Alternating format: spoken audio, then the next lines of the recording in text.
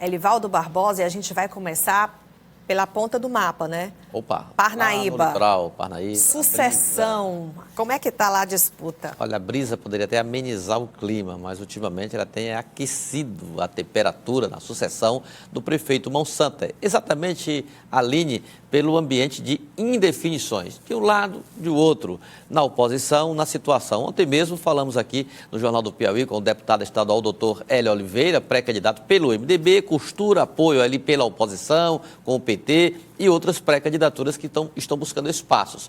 Pois no final de semana, um grupo considerado independente constrói uma via que se diz competitiva para disputar a Prefeitura de Parnaíba. E reuniu muita gente, Aline. Olha só o registro que tivemos aí desse encontro. Foi o ex-prefeito de Parnaíba, Zé Hamilton Castelo Branco, muito bem situado em pesquisa, inclusive. É aquele de bermuda, camisa listrada.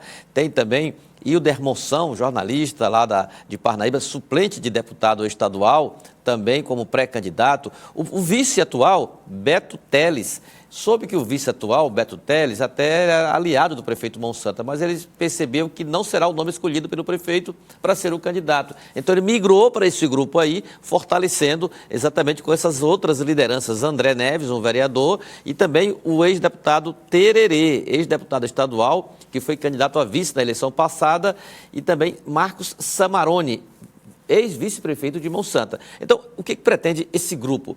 Reunir suprapartidariamente, definir o rumo, inclusive, de partidos e sair daí uma chapa para disputar a Prefeitura de Parnaíba. Eu diria, se esse grupo realmente prosperar de forma unida, de forma coesa, pode fazer a diferença no município, pode embolar a disputa lá em Parnaíba, porque são lideranças, inclusive eles fazem a seguinte projeção: se contar a expectativa de votos somadas dessas lideranças, chega perto da metade dos 110 mil votos que caracterizam o colégio, o segundo maior do estado do Piauí, na cidade de Parnaíba. Então, chama a atenção para esse grupo aí. Se esse grupo estiver realmente unido, coeso, forte para formar uma chapa e disputar a eleição, pode embolar a disputa.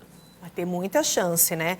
E ainda mais se eles se anteciparem ao outro grupo, porque está tudo embolado a partir de agora. Não tem definição. Nem esse nada. grupo mesmo. Não, você disse bem, Aline, nem esse grupo mesmo tem uma definição. Daí quem que vai ser o candidato? Pode ser o ex-prefeito Zé Hamilton, pode ser o ex-deputado Tererê, Hilder Monção, André, Beto Teles, também não tem definição, né? Então não tem definição nessa via, não tem definição na situação liderada pelo prefeito Mão Santa e nem na outra oposição, mas que procura se alinhar ao Palácio de Karnak, que tem à frente o deputado estadual, doutor Hélio Oliveira. Então, é um ambiente ainda que precisa caminhar para definições políticas, mas que surgem forças que prometem competitividade eleitoral em 2024 na segunda maior cidade do estado. Aline. Elivaldo, vamos falar de um julgamento que salvou a vida política, né, o mandato do prefeito de Barras. Então, o prefeito de Barras, Edilson Capote, do PSD, ele foi cassado na primeira instância, né? A comarca lá do município encontrou crimes eleitorais na campanha de 2020 e aí resultou numa ação lá com decisão da primeira instância, ou seja, monocrática até, uma decisão lá do juiz da primeira instância cassando o prefeito. Aí, como uma cassação em primeira instância não tem efeito suspensivo, foi para a segunda instância, o Tribunal Regional Eleitoral. Havia uma expectativa da oposição no município que dava como certa a manutenção da decisão de primeira instância, Aline. Aí embolava tudo lá no município, né? O prefeito cassado não disputaria a reeleição, muda o quadro político eleitoral, seguramente muda. Pois ontem, lá no Tribunal Regional Eleitoral, eu até passei lá um pouco antes, na cerimônia de posse dos novos juízes do Tribunal Regional Eleitoral, e logo depois a sessão ordinária julgou essa ação. O resultado, 7-0 pró-prefeito Edilson Capote. Ou seja, foi um balde de água fria na oposição lá do município. Conversei até com um dos líderes de oposição, pré-candidato, Robert Brau Carcará, filiado recentemente ao PT, e ele até disse, não, a situação é normal, quem quer vencer não escolhe o campo. Ele é presidente da Federação de Futebol, ele entende bem nessa parte aí também, né? Então, o fato é que equilibra agora, de fato, a disputa. Porque uma coisa é você disputar a eleição no poder, outra coisa é você, no poder, indicar um outro. Totalmente diferente. Então, deu esse gás à situação, ao grupo liderado pelo prefeito Edilson Capote, essa decisão, unanimidade, refutou a decisão da primeira instância. Vamos aproveitar e ouvir o relator do caso, o que ele disse. Eu já concluo, senhor presidente.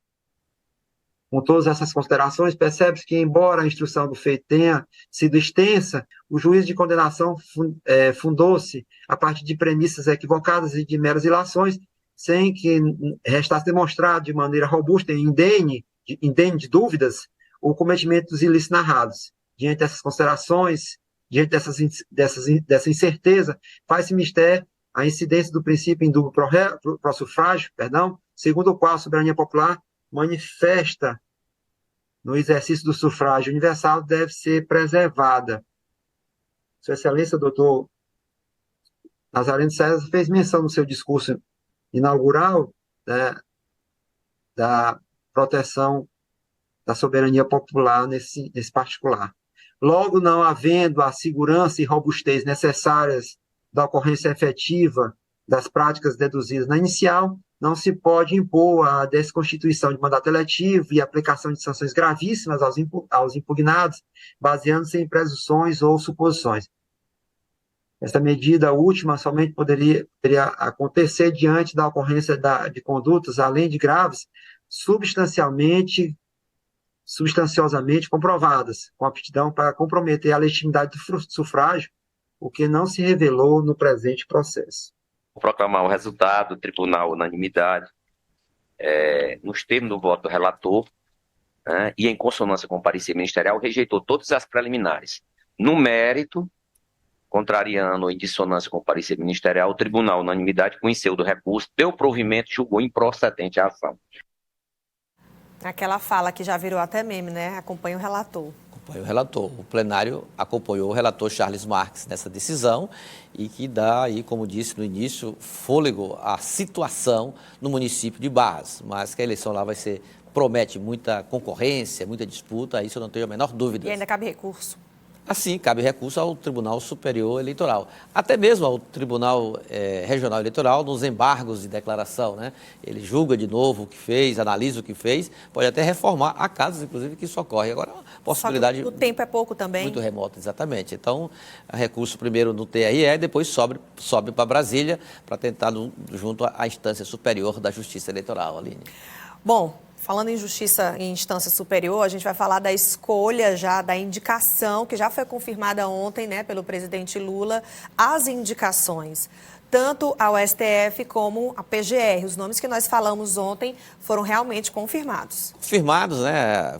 Já vazou nas primeiras horas da manhã de segunda-feira e tudo confirmado ontem à tarde, no começo da tarde, o senador pelo estado do Maranhão, ex-governador Flávio Dino, do PSB, e atual ministro da Justiça, foi indicado pelo presidente Lula para a vaga de Rosa Weber no Supremo Tribunal Federal, o Tribunal Constitucional Brasileiro. E Paulo Gonet, subprocurador-geral da República, foi o indicado para ser o sucessor de Augusto Aras. Então, agora o próximo passo vai ser o exame, a análise, a sabatina lá na Comissão de Constituição e Justiça do Senado Federal. E olha, Aline, quando as coisas são bem amarradas, as coisas andam, né? Pois não é que a sessão de sabatina na CCJ de Flávio Dino já tem data, vai ser no dia 13 de dezembro. Então, como tem uma tradição histórica do Supremo, do Senado nunca ter reprovado nenhuma indicação do Executivo, acredita-se, a princípio, que essa indicação passará. Tanto mesmo com os questionamentos, é o dia inteiro, não sei, tem que ter muita paciência, né? O dia inteiro de sabatina deve passar tanto na comissão como também no Senado. Essa é a previsão. O que acontece? Os extremos não foram contemplados. Nem o PT e nem o lado ligado, digamos, ao bolsonarismo. Eu diria que os extremos não foram atendidos nessas escolhas, nem de Flávio Dino e nem de Paulo Gonet. Os extremos, mas como não são os extremos que decidem, é o meio, tem tudo para passar no Senado e se tornarem tanto Procurador-Geral da República como Ministro do Supremo Tribunal Federal. E desta vez também foi quebrada a tradição de escolher por meio de uma lista, chamada lista tríplice. No caso lá da PGR, né? Da PGR, não houve nem essa escolha, não houve nem essa opção. Vamos acompanhar uma reportagem que fala um pouco sobre essas escolhas de ontem. Foram mais de 2 horas de conversa reservada no Palácio da Alvorada.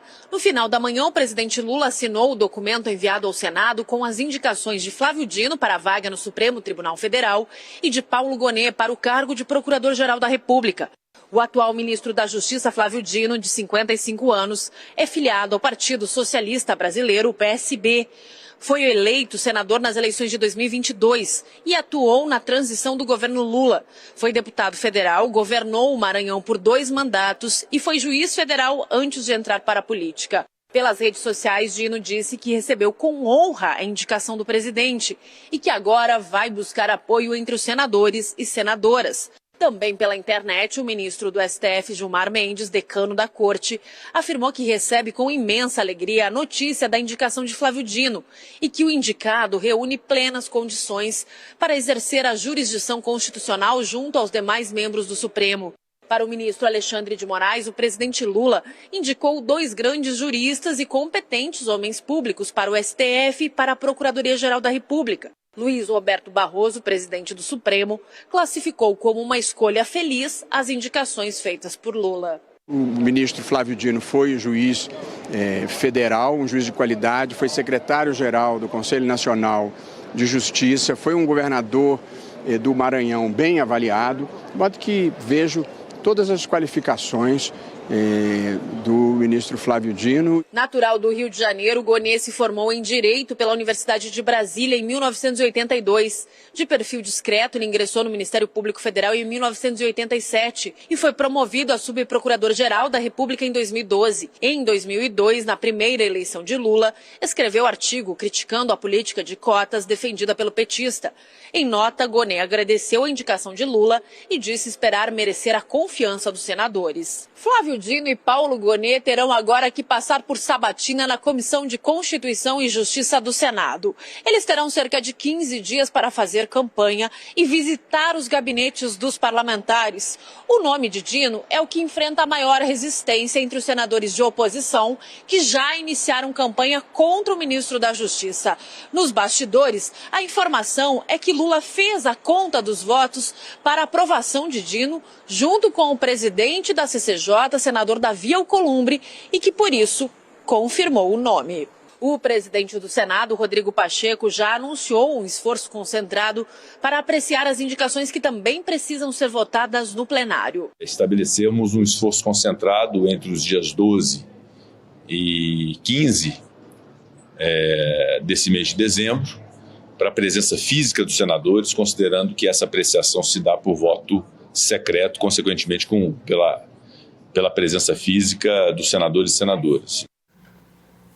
Bem movimentado Brasília ontem. Bem movimentado. Em resumo, Aline, Lula e Bolsonaro em relação ao Supremo empatados, 2-2. Os últimos 4 ministros foram tirados do bolso. André Mendonça, Cássio Nunes de Bolsonaro, Cristiano Zanin e agora Flávio Dino de Lula.